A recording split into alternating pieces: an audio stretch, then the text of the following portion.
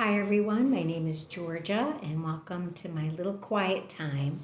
Today I'm going to be continuing to read from one of my favorite books called The Star in My Heart, Discovering Inner Wisdom.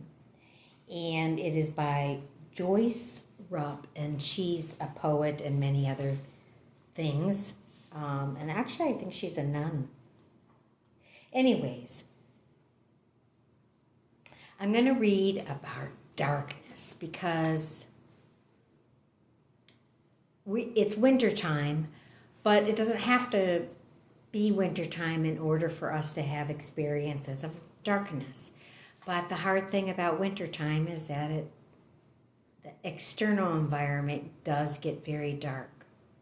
And it gets hard. I mean, even though I'm feeling in a really good space, I myself am watching myself ebb and flow around loneliness and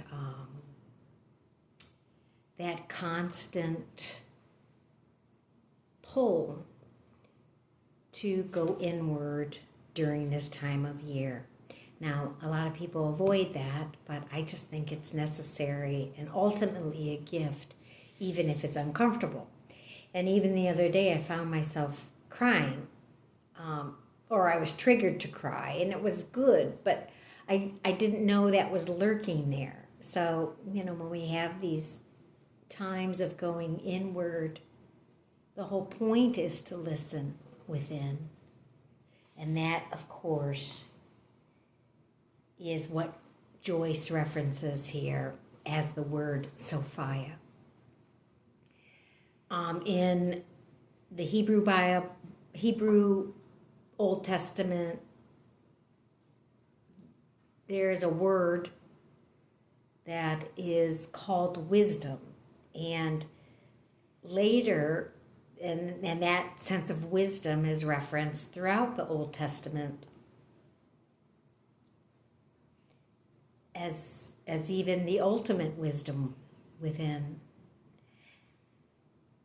And then, of course, that word changes when the Greeks get a hold of the Bible. And that word changed to Sophia, which is interesting because I actually want to learn more as to why they made that choice. So Sophia, as the feminine essence of God, or the inner wisdom, the inner life, is what Joyce speaks to.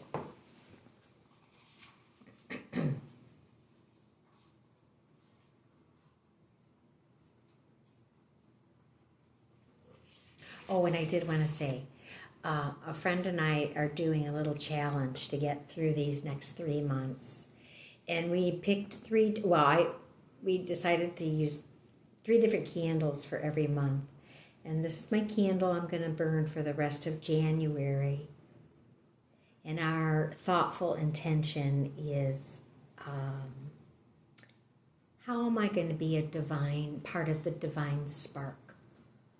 In creating the divine spark over the next 3 months of darkness.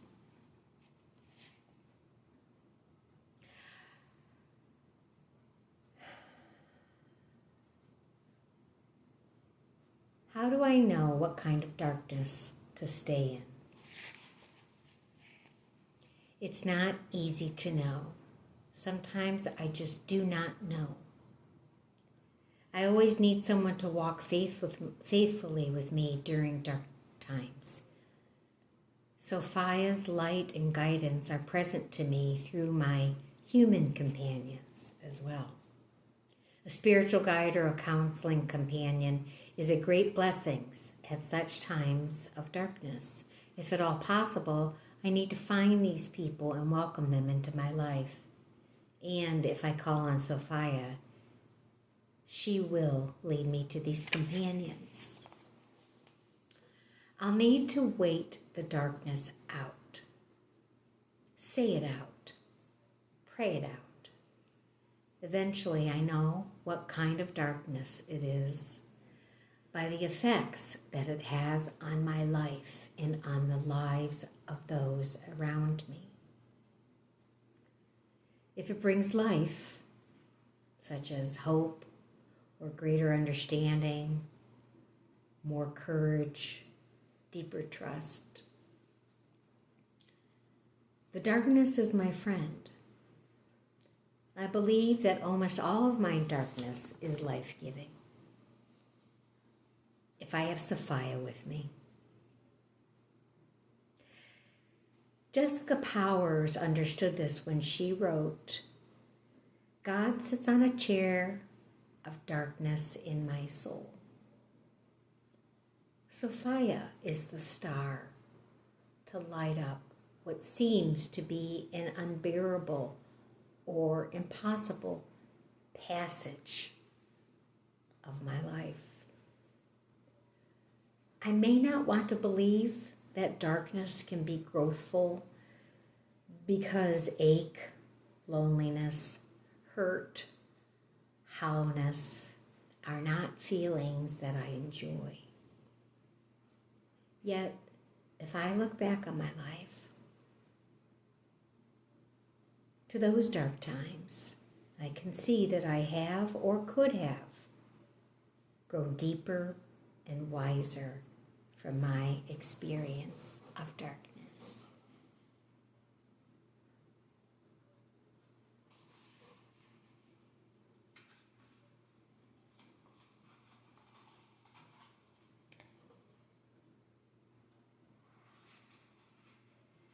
I'm going to keep reading a little bit.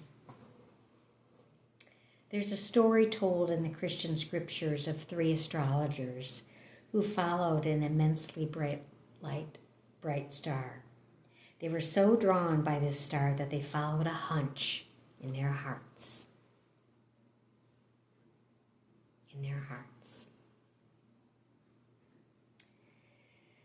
So set were their hearts on this bright vision in the sky that they pursued it over great distances and through many struggles.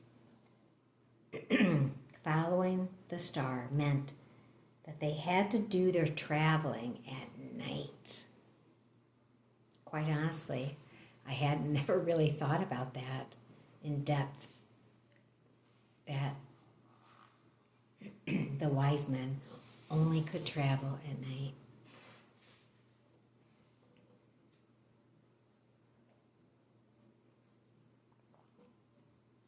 Following the star meant they had to do their traveling at night. They didn't know where they would be led. They only knew that they had to follow. They lost sight of the star, and in great humility, they had to rely on other star seekers to tell them where to locate the star again. This star filled their hearts with delight. They continued to follow it into the darkness, into the night, journeying until finally they found themselves at the feet of the one whom they had long sought. Surely Sophia must have danced a radiant star dance on the night when these weary travelers finally reached the goal of their long journey.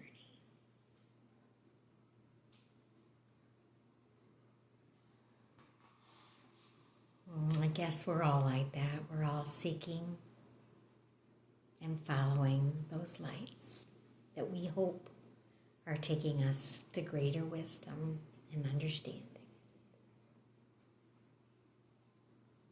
I hope you have a good day tapping in to yourself and the wisdom within and Sophia.